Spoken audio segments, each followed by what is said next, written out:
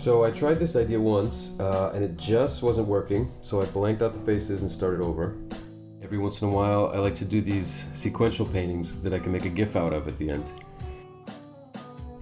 I think this image is from a photography book illustrating different light conditions on the face.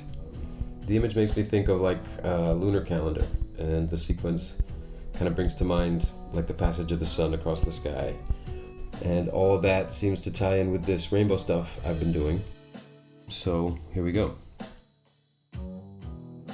The first thing I did here was to block in all of the darks with raw umber and burnt sienna, and then I made sure to never let any white get in there after that, because that'll flatten out and kill the shadows.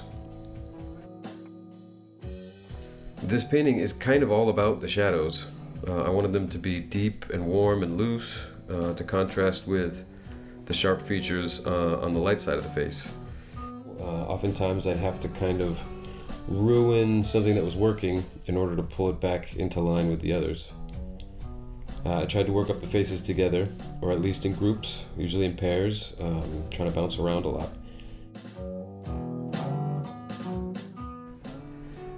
I'd always rather that the painting stays fresh, even if that means that it's imperfect, rather than the other way around.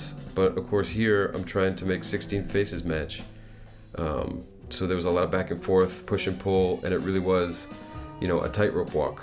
And not 100% successful, but I guess that's part of it. Of course there's one face I could never get right. That's it right there.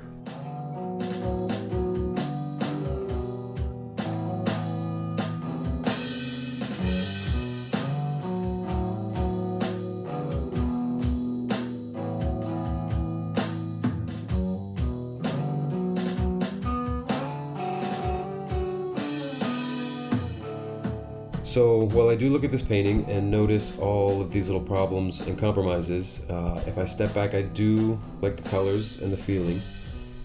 And I have to admit that painting all those faces was pretty satisfying at times.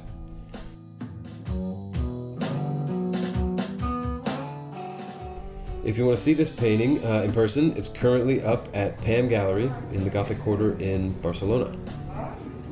And here's the GIF.